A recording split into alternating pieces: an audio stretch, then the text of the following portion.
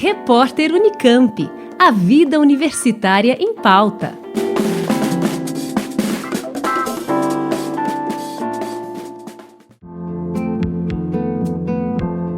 O Matheus é uma criança que apresentava 80 crises convulsivas por dia.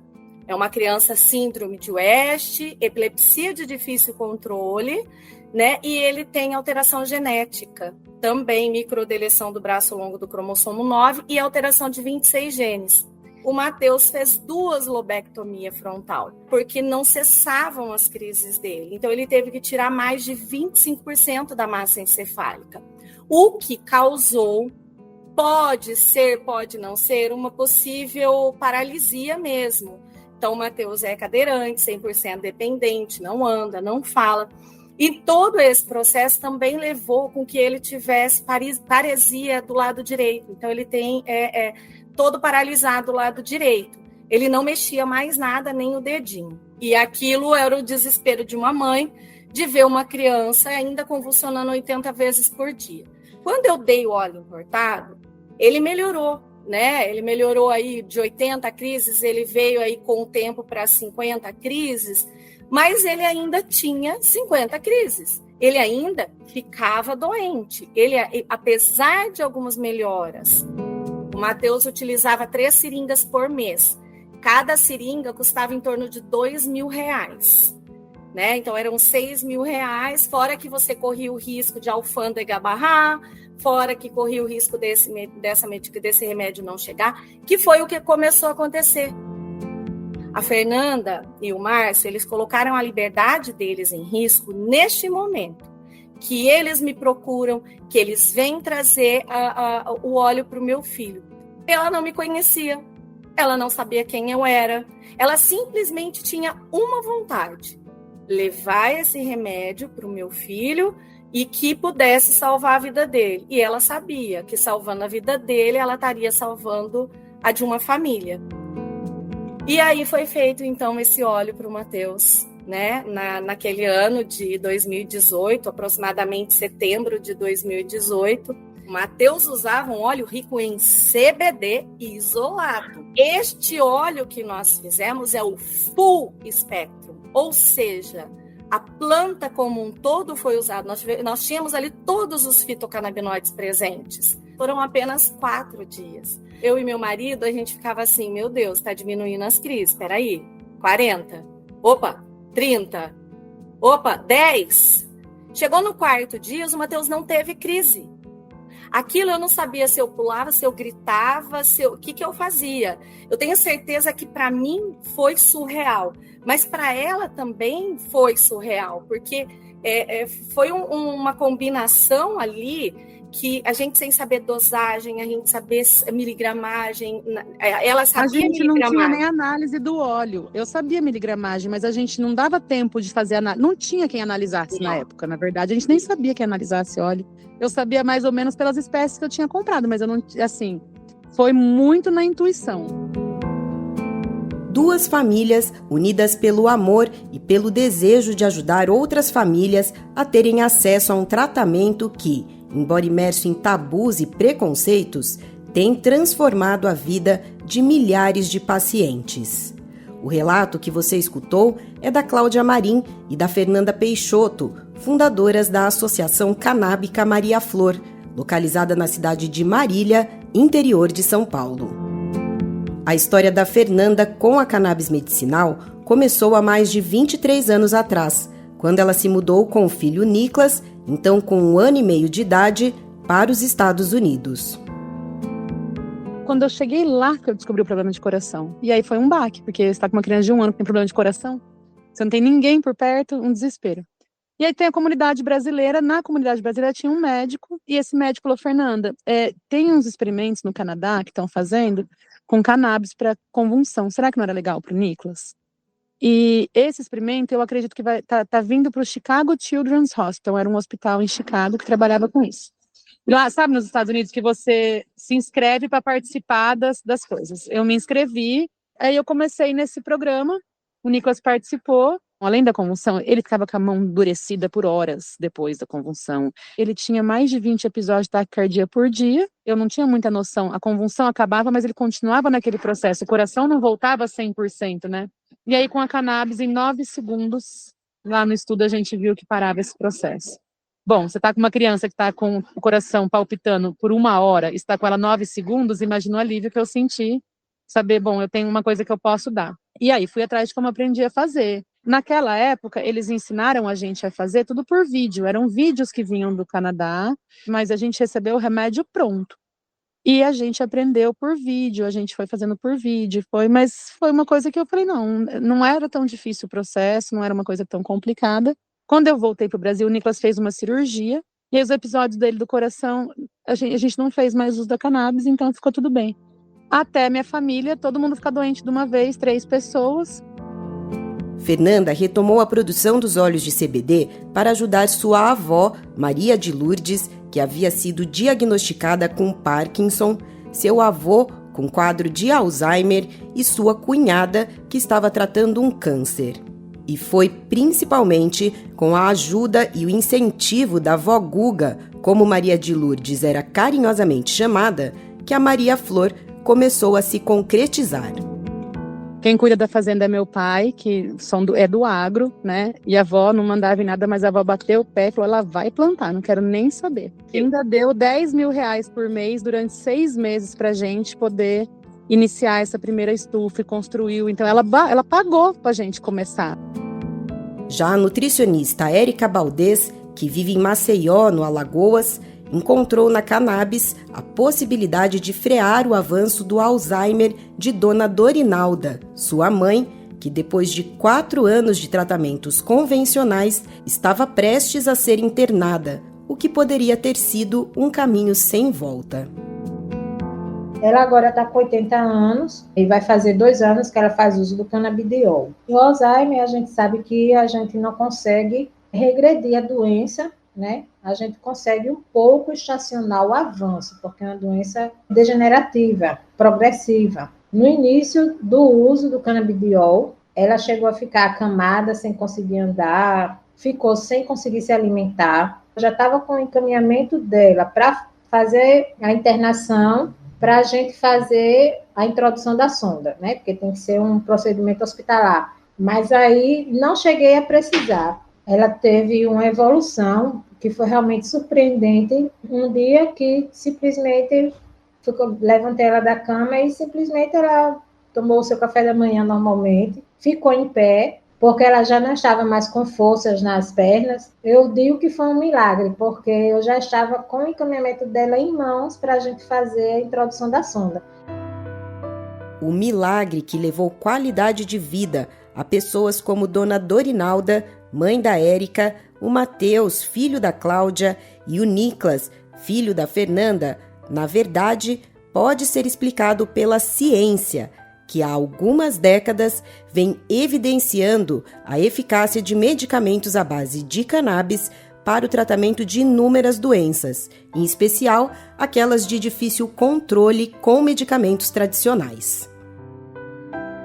Segundo a professora da Faculdade de Ciências Farmacêuticas da Unicamp, Priscila Mazzola, que conduz várias pesquisas sobre o tema, a explicação para os benefícios relatados por pacientes que fazem uso da cannabis medicinal está dentro do corpo humano. A gente tem no corpo humano o sistema endocannabinoide. O sistema endocannabinoide ele começou a ser descrito pelo professor Rafael Mechulan, que faleceu o ano passado, é um nome que todo mundo que trabalha com cannabis conhece. E esse sistema endocannabinoide, ele está distribuído pelo corpo inteiro e ele é responsável pela homeostase, ou seja, pelo equilíbrio. Ele coordena as funções principais do organismo: comer, dormir, esquecer, descansar, enfim, proteger o organismo. E como há receptores endocannabinoides no corpo inteiro, quando a gente faz uso da maconha medicinal, o corpo reconhece esses canabinoides e ele tem uma ação terapêutica. E é por isso que a cannabis ela tem esse apelo para ação, tanto na superfície da pele, em diversos órgãos do corpo humano. No nosso sistema reprodutivo, o sistema reprodutivo feminino tem muitos receptores canabinoides. Então, o mecanismo de ação da cannabis medicinal é ativar os receptores endocannabinoides do nosso organismo. Para cada doença existe um mecanismo de ação diferente, eles ainda estão sendo desvendados. O sistema endocannabinoide, todo o conhecimento relacionado a ele, é um conhecimento extremamente recente do ponto de vista científico, então a gente ainda está caminhando. Mas o que a gente sabe é que os componentes da maconha medicinal, eles levam o organismo para o equilíbrio, para a homeostase. Então é por isso que a mesma maconha medicinal, que aumenta o apetite em alguns pacientes, ela diminui o apetite em outros pacientes, que têm outras situações de saúde. Ou ainda, serve para tratar doenças como fibromialgia e outras doenças neurológicas, por exemplo, mal de Alzheimer, doença de Parkinson e outras doenças neurodegenerativas. E com isso, a gente consegue abarcar nesse lugar da ciência uma série de pacientes distintos. Existe muita evidência científica que aponta que a cannabis é uma alternativa interessante para o tratamento de doenças de difícil condução, de difícil manejo, mas é preciso ampliar as doenças para as quais é possível distribuir esse medicamento no SUS, principalmente porque é uma questão de acesso universal. E, para isso, precisa haver uma regulamentação um pouco mais flexível, que permita que nós, na universidade, aqui e em outras universidades, que a gente conduza pesquisa em várias áreas distintas, que vão desde o plantio, do solo, do clima, das variedades genéticas, os processos de extração, o desenvolvimento de medicamentos, até o estudo clínico para possível registro de medicamentos. E é importante também que haja uma legislação que reflita a demanda da população, no sentido de haver disponível para a população medicamentos à base de cannabis. Sejam eles na drogaria, por um preço razoável, ou pelo SUS, né, que seria o ideal.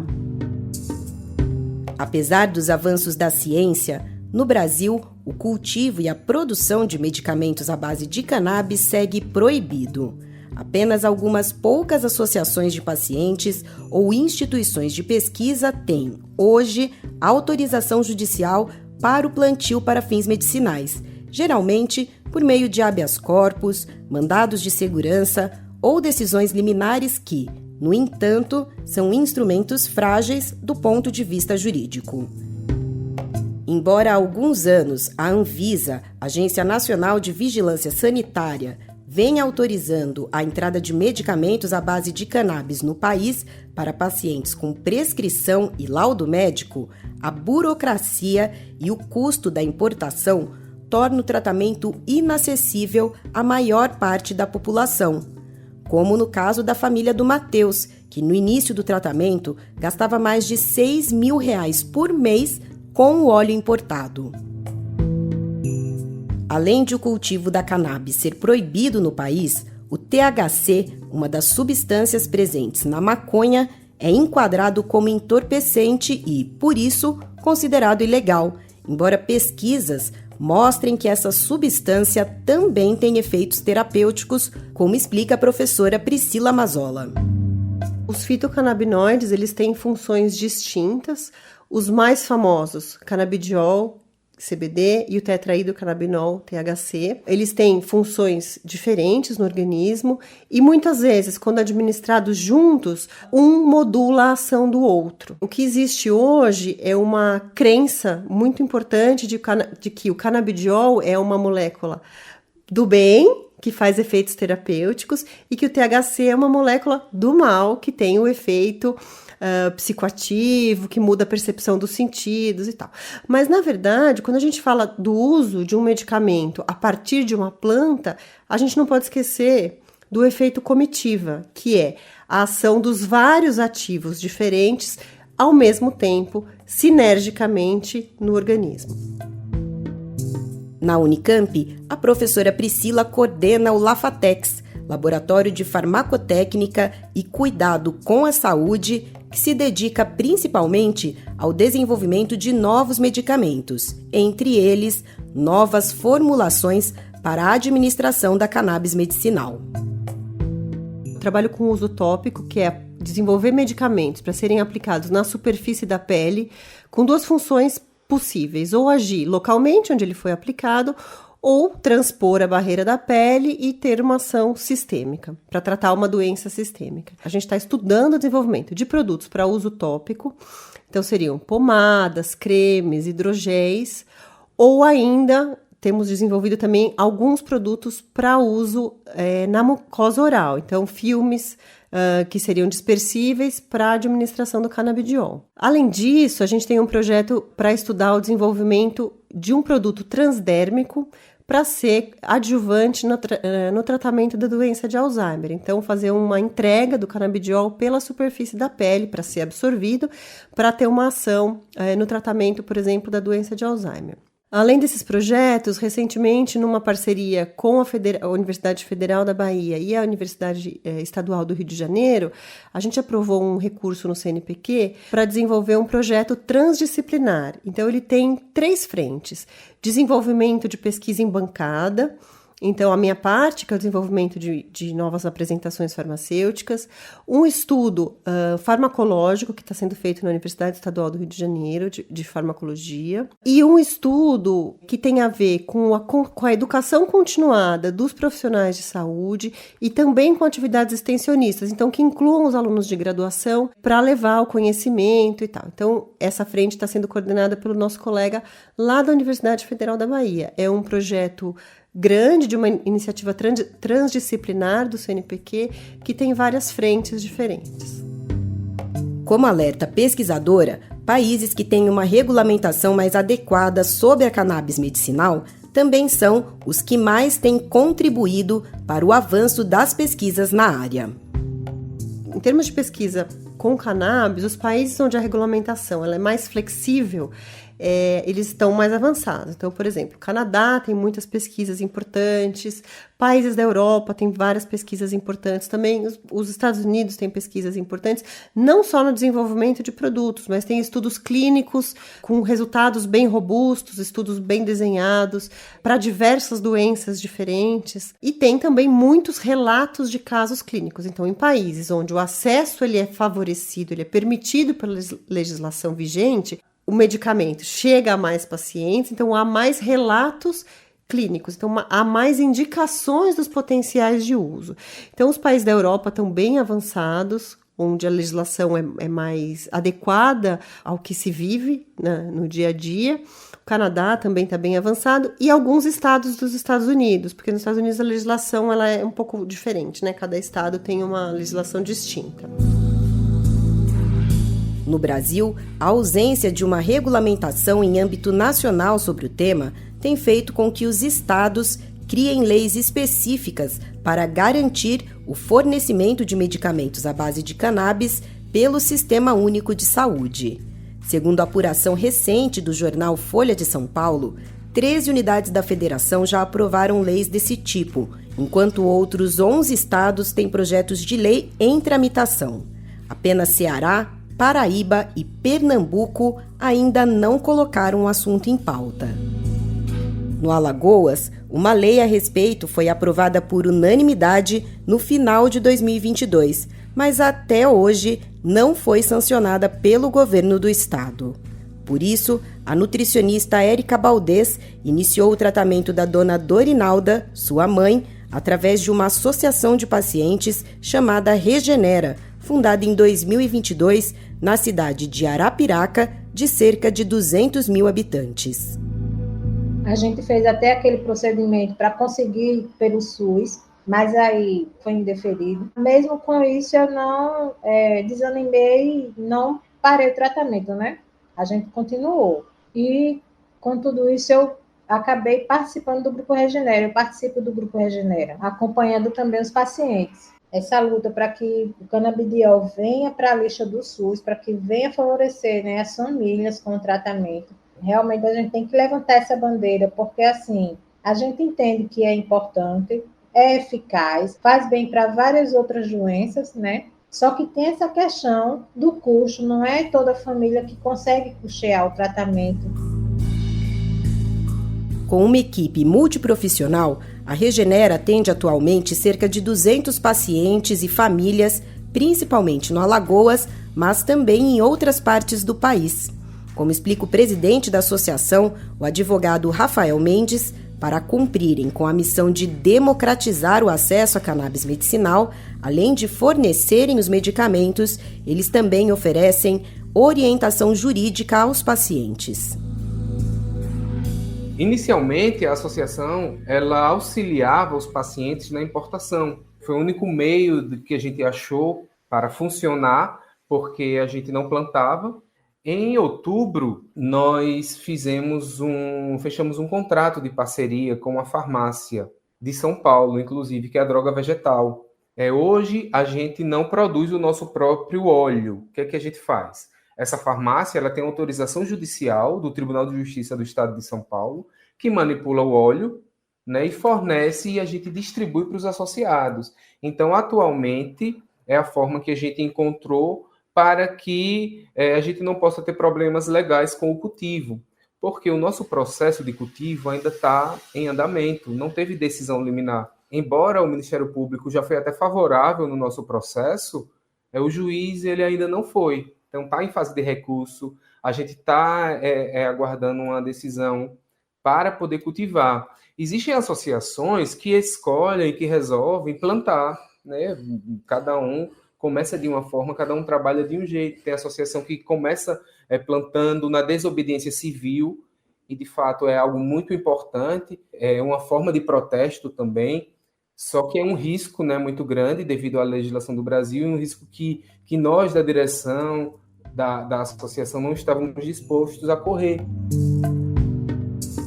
Para o presidente da Regenera, as regras vigentes no país acabam favorecendo apenas a grande indústria farmacêutica, o que dificulta o acesso da população à cannabis medicinal. A associação que se enquadra nessa resolução, ela tem que ficar a par da indústria farmacêutica. Essa é uma primeira aberração que está existindo hoje. Tem associações que tiveram autorização judicial e estão se enquadrando nessa resolução, que aí você tem que ser e ter o dinheiro com a indústria farmacêutica para que isso possa funcionar no país. E o que é interessante é que os óleos que vêm de fora, eles não passam por uma inspeção sanitária rigorosa da Anvisa. Eles simplesmente entram porque foram autorizados e não de uma maneira farmacêutica, no país deles lá. Pode ser um suplemento alimentar, como acontece nos Estados Unidos, o canabidiol, né? E a gente recebe aqui como um medicamento de controle especial, né? Então, o primeiro, eu acredito, para que se democratize realmente, é você dando lugar ao próprio povo fazer isso através da sociedade civil. A sociedade civil fazendo isso através das associações de pacientes, através de farmácias de manipulações aqui do Brasil, empresas brasileiras, e plantando e cultivando em solo nacional, para que reduza os custos. Não é o objetivo da associação ser uma indústria farmacêutica. O objetivo da associação é ativismo, legalizar a maconha no país e democratizá-la, e não apenas vender como a indústria farmacêutica faz. Então, no meu ponto de vista, para corrigir esse erro, as associações elas têm que ser enquadradas nas regulamentações de farmácias vivas. Salvo engano, a RDC 18 da Anvisa. Eu espero que entre uma regulamentação da Anvisa ou alguma legislação que regulamente a área, porque nós não temos regulamentação nenhuma. Estamos vivendo no limbo, sabe? No estado de São Paulo, o mês de abril marcou o início da distribuição pelo SUS de medicamentos à base de cannabis, porém apenas para pacientes com 2 tipos de epilepsia de difícil controle ou com esclerose tuberosa. Na Assembleia Legislativa do Estado, a Frente Parlamentar de Cannabis Medicinal aprovou, no final do ano passado, a destinação de uma verba de R$180 mil para ampliar um projeto liderado pelo professor José Luiz da Costa, também da Faculdade de Ciências Farmacêuticas da Unicamp e coordenador do CIATOX, o Centro de Informação e Assistência Toxicológica da Universidade. A partir da pesquisa de doutorado de Marília Cardoso, que ele orientou, foi desenvolvido um modelo para análise da qualidade dos óleos à base de cannabis que são produzidos de forma caseira por pacientes ou pelas associações.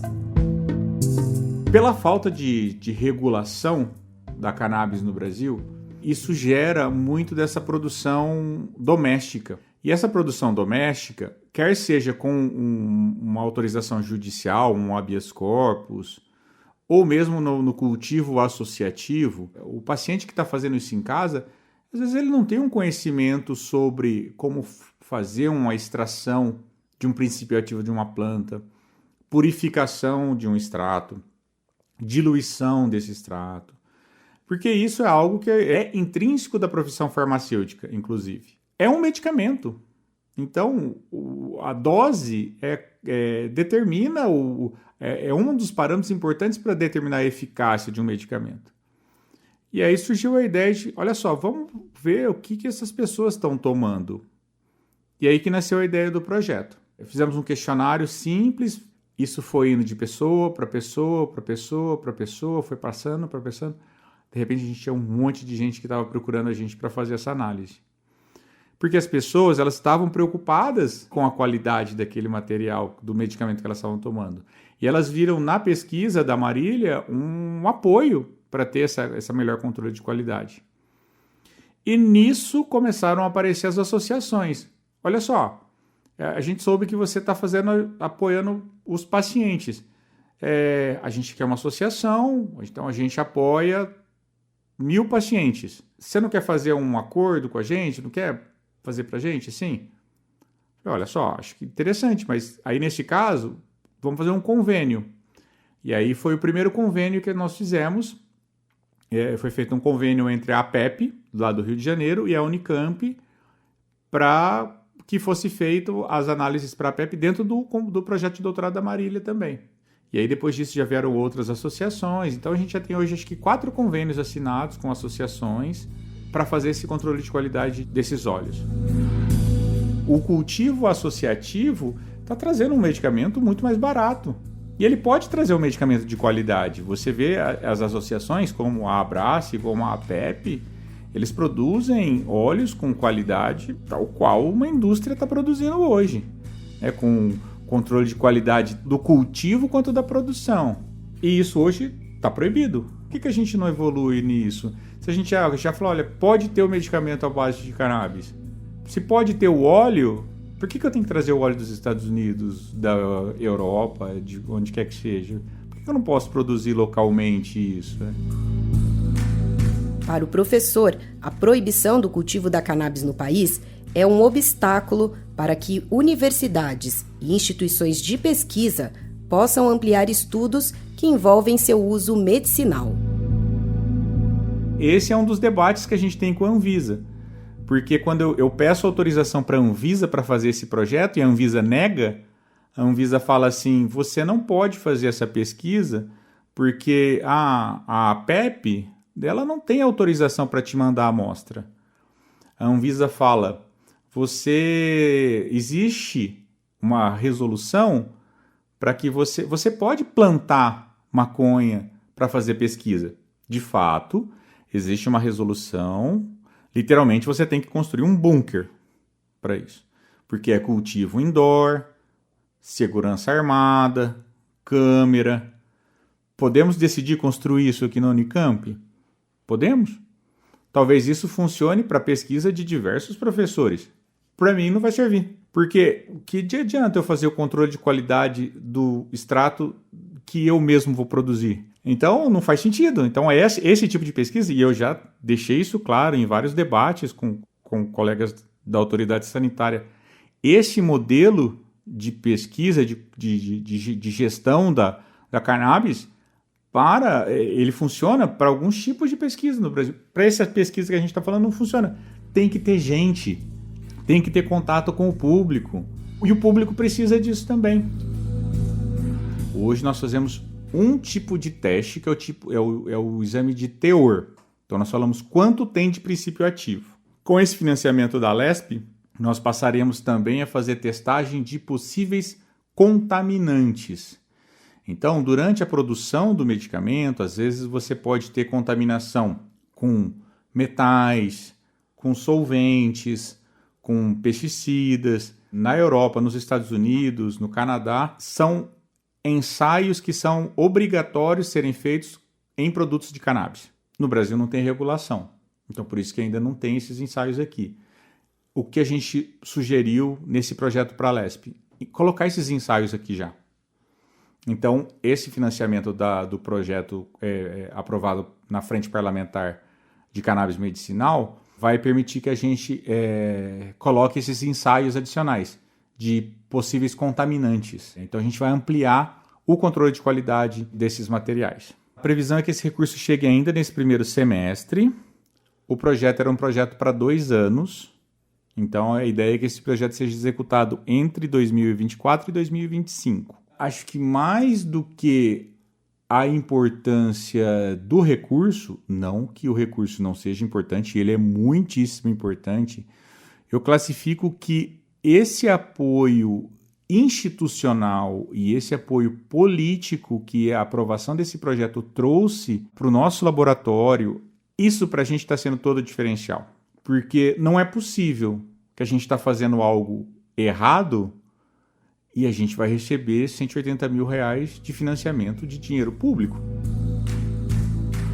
Já para os pacientes e associações canábicas, a falta de regulamentação pode culminar, não raro, em problemas com a justiça, algo que a Fernanda Peixoto e seu companheiro Márcio Pereira, da Associação Maria Flor, vivenciam na pele.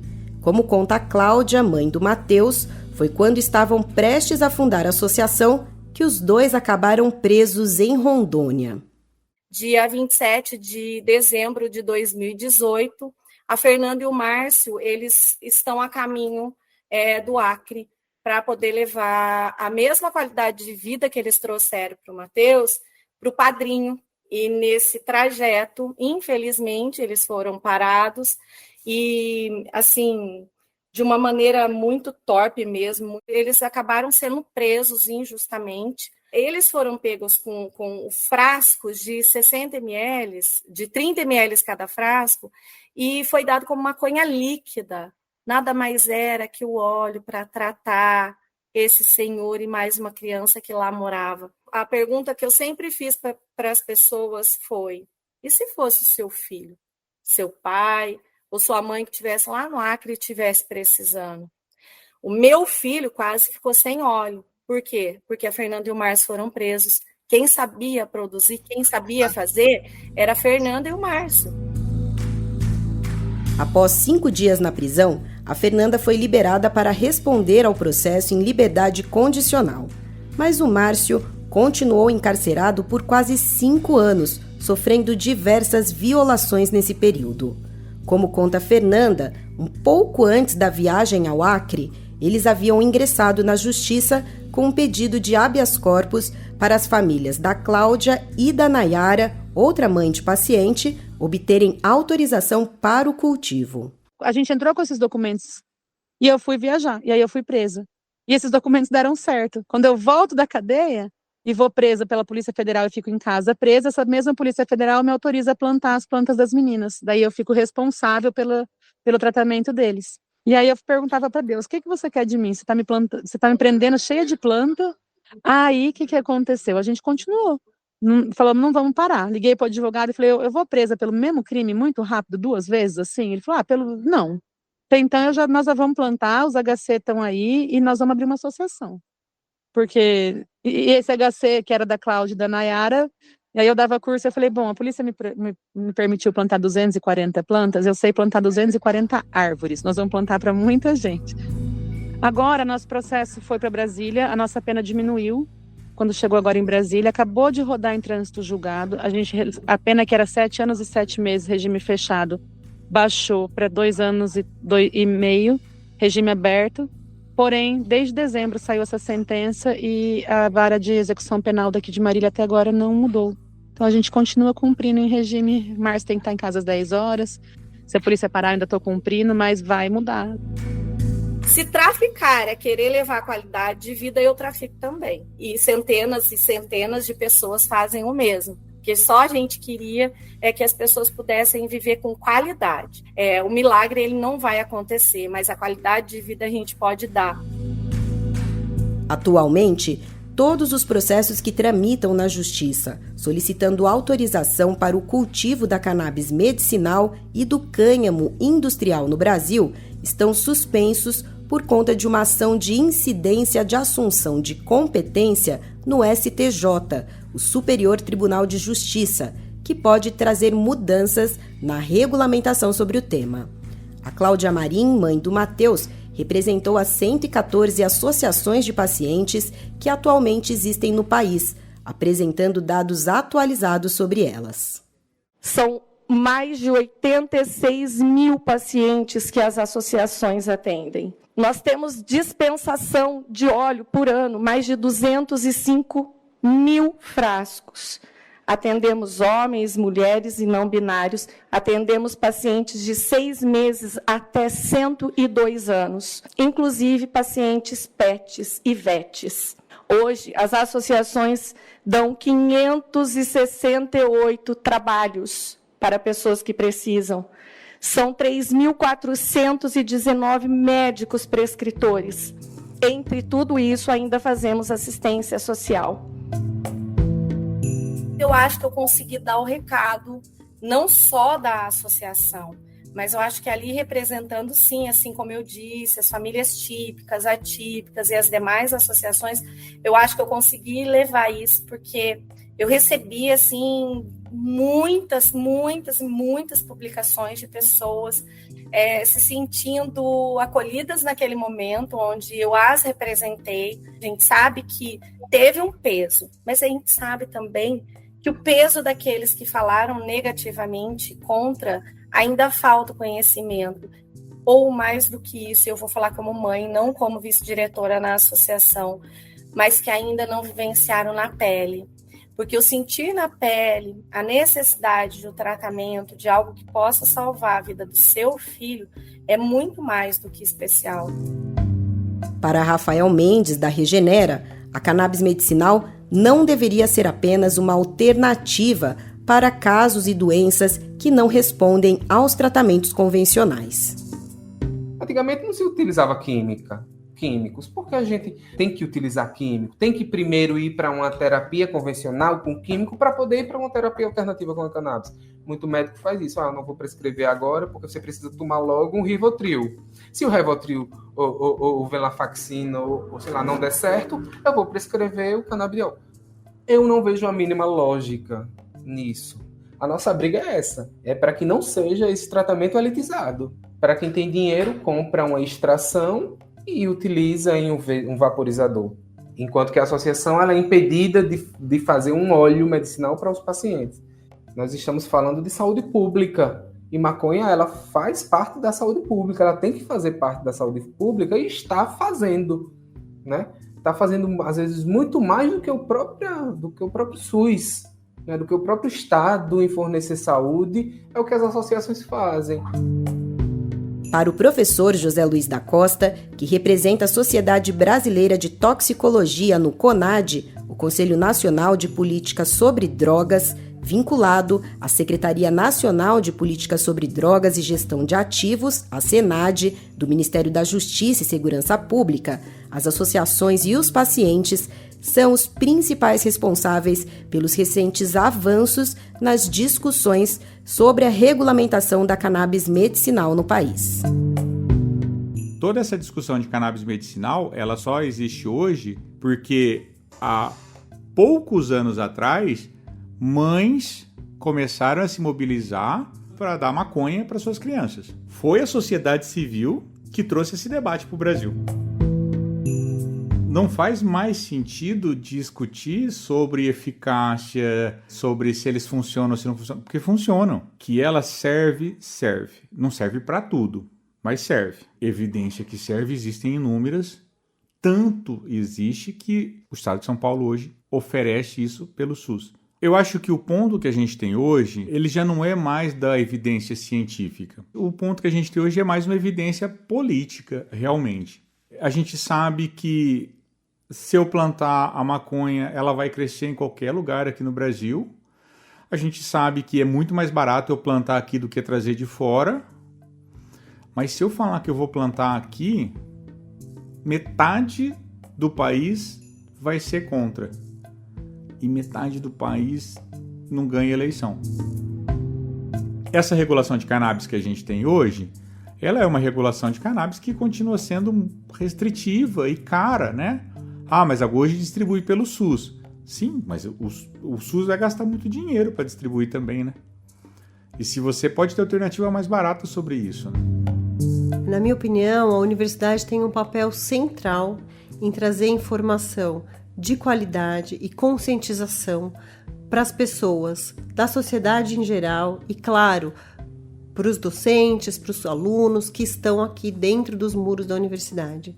É importante que a gente fale desse tema da cannabis medicinal no sentido de exterminar os preconceitos e os tabus que vêm não da abordagem científica dessa planta, mas sim de uma questão cultural que tem raízes históricas.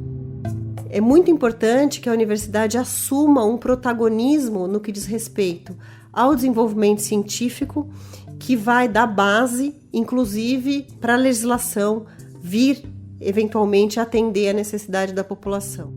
Eu enxergo a Unicamp como uma universidade moderna, com pesquisa de qualidade, cursos de excelência reconhecidos não só no Brasil como no mundo. Para nós aqui é importante haver possibilidade de fazer pesquisa envolvendo alunos e que a possibilidade de depois divulgar esses nossos dados de pesquisa com os nossos pares, não só no Brasil, mas também no exterior, sempre no sentido de disseminar informação de qualidade, disseminar informação que vai esclarecer a população e estimular que as pessoas vão aprender mais sobre esse assunto, se educar um pouco mais sobre esse assunto e, com isso, minimizar ou mitigar as crenças que existem, os tabus relacionados ao uso da maconha medicinal.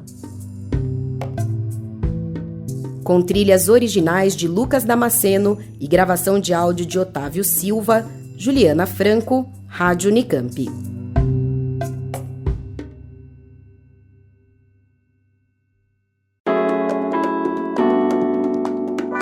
Repórter Unicamp. A vida universitária em pauta.